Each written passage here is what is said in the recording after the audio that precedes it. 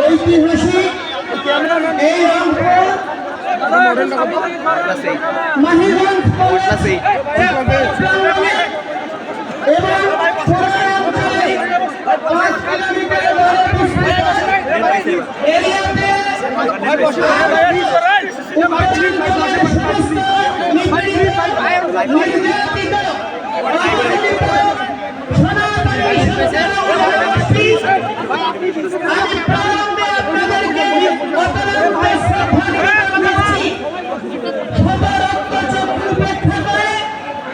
বিভিন্ন পর্যায়ে রাজনৈতিক জনগোষ্ঠী এবং প্রশাসনিক বাধাকে উপেক্ষা করে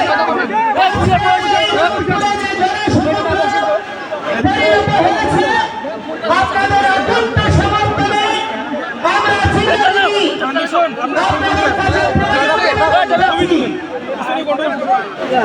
অতিশয় দুর্ভাগ্যের সাথে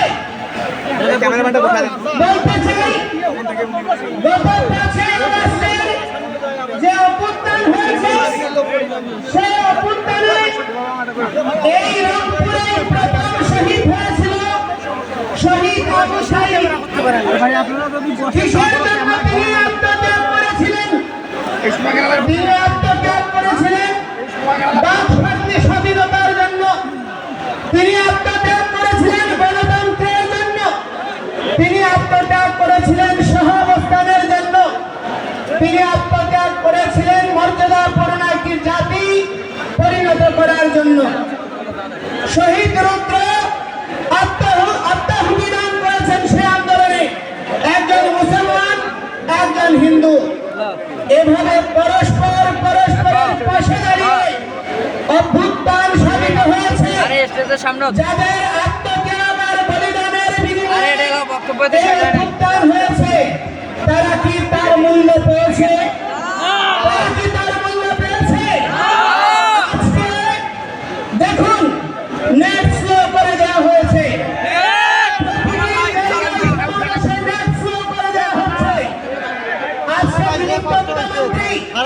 তিনি দায়িত্ব নিয়েছিলেন গত সরকারের এই তথ্যমন্ত্রী পলক, তিনি নেট স্লো করে দিয়েছেন এই অভিযোগে তার অবস্থানের পরিবর্তন সাধন করার জন্য। কিন্তু অতিশয় দুর্ভাগ্যের বিষয় কি পরিবর্তন দেখছি যে আগের চেয়েও একই রকম অবস্থা, কোনো পরিবর্তন হয়নি।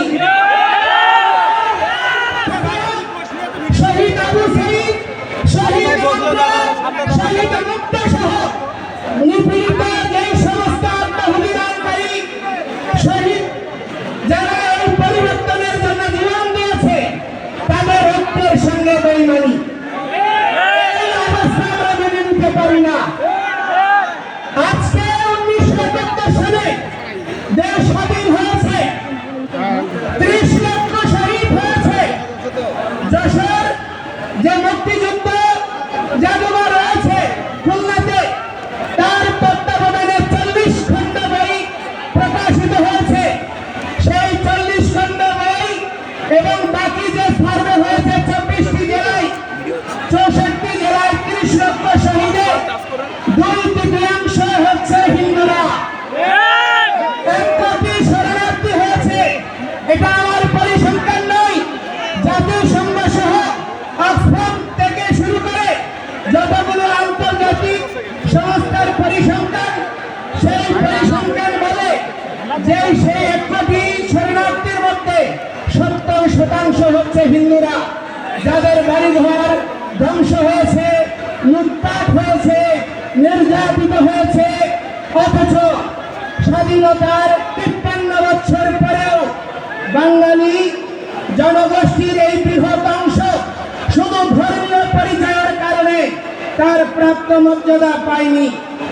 বাংলাদেশের স্বাধীনতার পরে আমরা বিগত সরকারকে দেখেছি, আমরা ইতিহাসকে অবমূল্যায়ন পছন্দ করি না।